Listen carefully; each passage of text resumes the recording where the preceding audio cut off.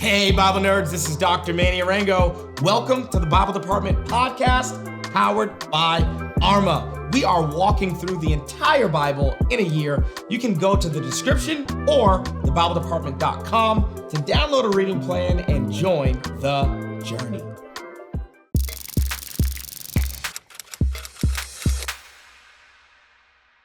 We're right in the middle of the book where we're getting the cross-section between Paul and Peter. Okay, we've seen Paul's conversion already. We've seen a lot of highlights from Peter's ministry as the leader of the church, as the person who's like pushing the gospel forward in Jerusalem. And so we're going to go into Acts chapter 11, 12, 13, and 14. If you haven't done today's reading, just go ahead, pause the podcast, do today's reading, and then come on back, because I'm not going to go verse by verse. It's not going to be a super detailed, in-depth teaching, just giving overview so that you have enough context and enough orientation so that you can actually like get the most out of your reading. But I want you to get observations first before you hear mine. So always do the reading first, then come listen to the episode. One thing I want to point out in 11:26, Acts chapter 11, it says this: the disciples were called Christians first at Antioch. So we get the birth of the word Christian. Okay, so most of us, we would all identify as Christians. But before that, when Paul is persecuting the church, he's persecuting followers of the way. So we get the birth of that term. Acts chapter 11, verse 1. The apostles and the believers throughout Judea heard that the Gentiles also had received the word of God. So when Peter went up to Jerusalem, the circumcised believers criticized him and said, "You went into the house of uncircumcised men and ate with them." So the big contention here is that Peter is veering away. Peter is not abiding by or not following Jewish customs. So when you see circumcised believers, these are Jewish Christians. And again, we are seeing that the birthplace of Christianity is right within the context of Judaism. I know it's hard for a lot of like modern readers of scripture to see how related Judaism and Christianity are, but essentially Christianity is like Judaism with Gentiles. Like that is what Christianity is. Jesus is Jewish. These earliest followers are Jewish. And as we're going to see throughout the book of Acts, like even when there's persecution, they have to stand before like Roman judges. So the secular world, they're just like, oh yeah, you're talking about like the Jewish thing, right? Like that Jewish sect. Like Christianity is just under the umbrella of Judaism for sure. Peter is giving a defense for the whole deal with him at Cornelius' house. Obviously, the circumcision crew is not happy about that. We get into chapter 12, and we have a miraculous escape from prison for Peter. I want you to start to see that the book of Acts is going to set up all these parallels between Peter and Paul. So Peter has had a couple of miraculous escapes from prison at this point, and guess who's going to have some miraculous escapes from prison? Paul is going to have some miraculous escapes from prison, and we'll hint at a couple other like just parallels from Peter's ministry and Paul's ministry. What Luke is trying to do is trying to communicate continuity, that Peter is just continuing what Jesus did, and Paul is going to also continue what Peter did in the same spirit that was with Peter, the same spirit that's now with Paul. I want to take note of just a character here. It was about this time, this is chapter 12, that King Herod arrested some who belonged to the church, intending to persecute them. He had James, the brother of John, put to death with the sword. So Herod has become a persecutor of the church. When he saw that this was met with approval among the Jews, he proceeded to seize Peter also. This happened during the festival of unleavened bread. This happens during Passover. And who died during Passover? That's right. Ding, ding, ding. Jesus died during Passover. And so naturally the church would be scared that Herod is going to kill Peter and that Peter's going to die in the same fashion that Jesus died. Now, let's break this down. Which Herod is this? And there are upwards of about 5 Herods in the Bible, and they're all named Herod. So let me give you a nerdy nugget, okay? So the Herod that's alive when Jesus is born, who kills all the babies, that's Herod the Great, okay? Herod, who was there at the death and the crucifixion of Jesus, that's Herod Antipas. And this Herod is Herod Agrippa. And the Bible calls all of them Herod, okay? So King Herod, and I think Herod Agrippa is like the nephew of Herod Antipas, and Herod Antipas is, I think, one of the sons of Herod the Great. It's a massive family tree, and they're all named Herod, and there's a bunch of them in the Bible, and yeah, so that can be a little confusing, so I hope that what I just told you brings some clarity. 12:24 is where we're going to go next. It says this, but the word of God continued to spread and flourish. So even in the middle of persecution, okay? So Herod is persecuting the church, but what's the end result? The word of God continued to spread and flourish. The gospel message, the word of God, the teachings of scripture, the person of Jesus is continuing to spread and flourish. 13 verse 2 is actually one of my favorite verses. It says this, while they were worshiping the Lord and fasting, while the church was worshiping the Lord and fasting, the Holy Spirit said, set apart for me Barnabas and Saul for the work to which I have called them. See, when there's a real call of God, God doesn't just reveal it to the individuals, he reveals it to the church. And then, so it says this in verse 3, so after they fasted and prayed, they placed their hands on them and sent them off. So often, I think the current paradigm that we have is I feel like I'm called, so I'm going to fight for the call of God on my life, kind of like Moana, like the sea is calling me and I don't care who tells me I shouldn't. I know what God told me to do and, blah, blah, blah. And chapter 13, verse 2 says that when now in the church at Antioch, there were prophets and teachers, Barnabas, Simeon, Lucius, Manaen, and Saul. They were worshiping and fasting, and the Holy Spirit spoke. So again, the Holy Spirit's a main character in the book of Acts, okay? The Holy Spirit is running point guard. The Holy Spirit is the main quarterback. Then Saul, who was called Paul, filled with the Holy Spirit, looked straight at Elymas and said, you are a child of the devil and an enemy of everything that is right. You are full of all kinds of deceit and trickery. You will never stop perverting the right ways of the Lord. So right here, the name that's being used is Saul, who is called Paul. I want to kind of compare that with chapter 13, verse 13. For me, I'm just going to scroll right down.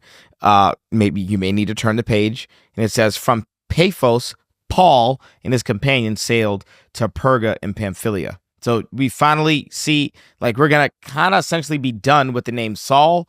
And now Paul is just going to go by his Latin name, which makes sense. He's on the mission field and he is ministering to Gentiles. And it makes sense for him to go by the name of Paul. It's funny because I think that Paul's main ethos, for ministry, is don't put stumbling blocks in the way for people to understand the gospel, even if that stumbling block is you. So he takes this young man, Timothy, even though Paul doesn't believe there's power in circumcision, he still takes Timothy to be circumcised so that people don't have an issue with Timothy. Paul's down to do whatever he needs to do in order for the gospel to be preached without a stumbling block. He is a definition of all things to all men. His favorite name for himself could have been Saul. We really don't know. But he goes by Paul because that's just easier for everyone who's interacting with him. It's funny. I used to have really long dreadlocks. I had dreads down in the middle of my back. And I remember my pastor one time saying to me, hey, there are going to be people who knows who they are or where they are. They're going to be people who will be distracted by your hair. And so that's going to be a stumbling block for people. The next day, all my hair was gone. And I think that if there's like a fear that I have of like, especially Gen Z, it's that you love your favorite names and the way you dress and your style so much that you don't even care if it's a stumbling block to people. Paul says, you could call me by a whole different name. I will go by whatever name is easier for the people I'm trying to reach. If my hair's a problem, I'll cut it. If my style of dress is a problem, I'll change it. I'll do whatever I need to do to be all things to all men. I'll never change the message of the gospel. Now, we get that clear in the book of Corinthians. I'll never compromise the message of the gospel. I'll never compromise truth. But hair, name, style, clothing, whatever, I'll change whatever I need to change in order to win some. I don't even need to guarantee that I'm going to win everybody. What if I told you that what you're learning in this video was just the tip of the iceberg? The Bible department is actually powered by Arma. What is Arma? I'm so glad you asked. Arma is an online subscription-based platform that we designed to help people, everyday people, learn the Bible for themselves. We started Arma so that anybody, anywhere, could have access to trustworthy and entertaining Bible and theology content. In addition to this podcast, we have over 60 courses on individual books of the Bible, on theology topics, and on some hot topics like homosexuality, tithing, and women in ministry. But really, Arma is a community of people that I've gotten to know. A community where thousands of people are currently finding family, asking questions, and nerding out on the Bible together.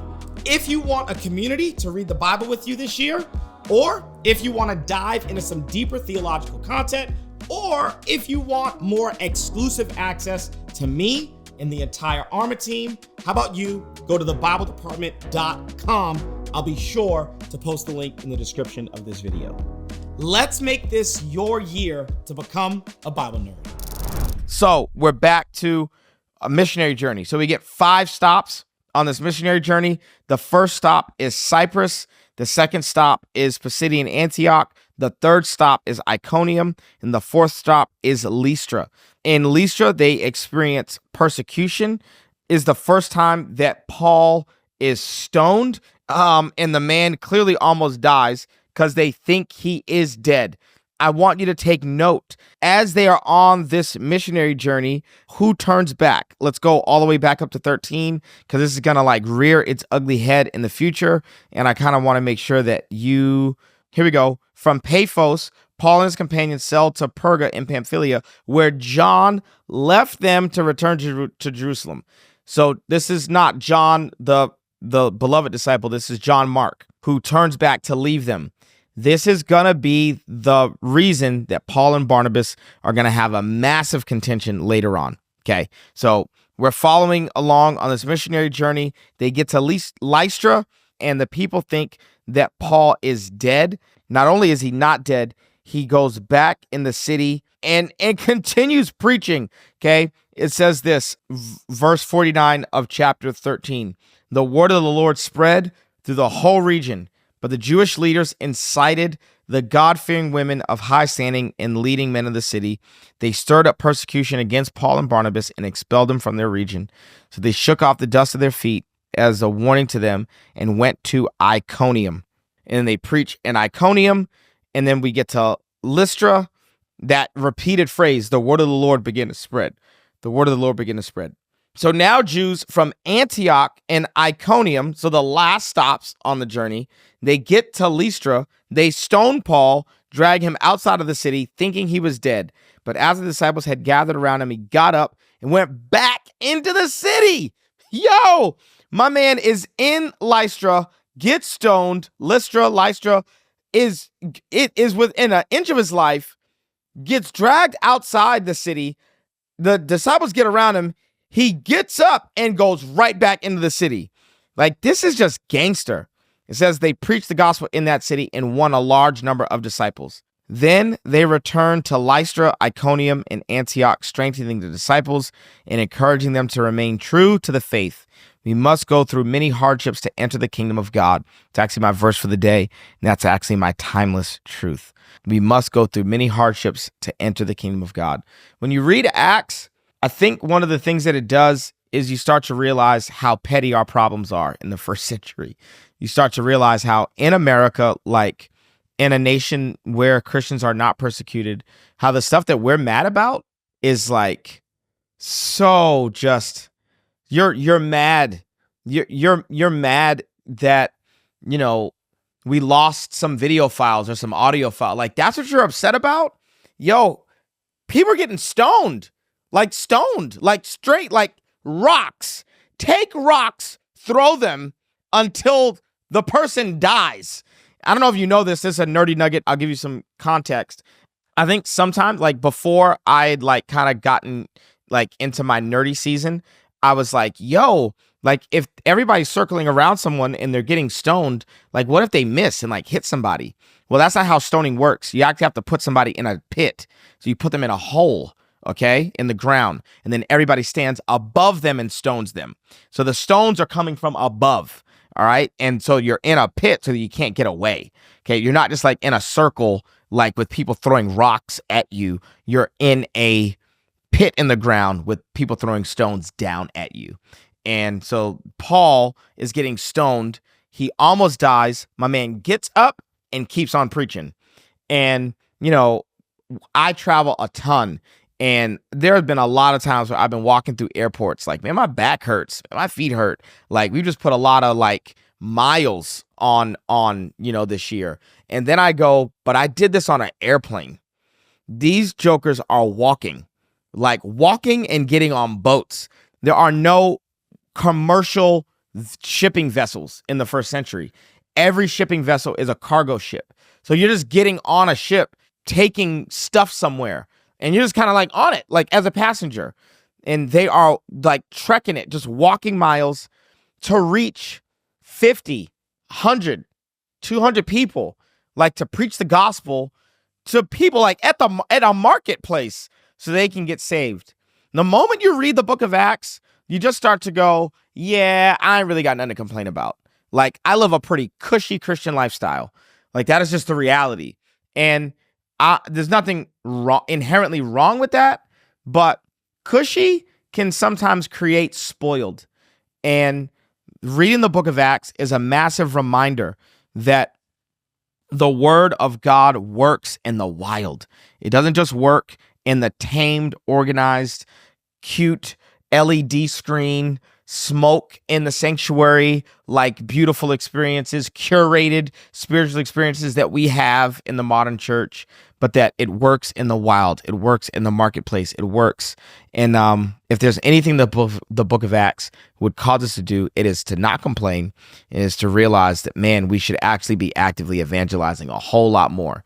And if homies can get stoned for the gospel in Acts chapter 14, the least you can do is invite somebody to church on a Sunday. Like the least you could do is invite them to church. Our timeless truth for the day is Acts chapter 14, verse 22. Strengthening the disciples and encouraging them to remain true to the faith, we must go through many hardships to enter the kingdom of God. That they are linking the kingdom of God and hardships as two things that are inextricably connected. And I think that in our world, the kingdom of God means blessing. In their world, the kingdom of God meant hardship, and that they were blessed even in the middle of difficulty. All right, family, I'll see you tomorrow. We got a lot of ground to cover tomorrow. We'll be back in the book of Acts. I'm proud of you for reading your Bible this year. I hope that this journey is adding value to you, that is blessing your life, and that ultimately is helping you to hear the voice of God for yourself. I love you. I'll see you tomorrow. Peace. Thanks so much for joining us on the Bible Department podcast. If this episode was helpful, how about you leave a comment, share with a friend, and subscribe so that you never miss an episode. To learn more about the show, head to thebibledepartment.com. We'll see you right back here tomorrow.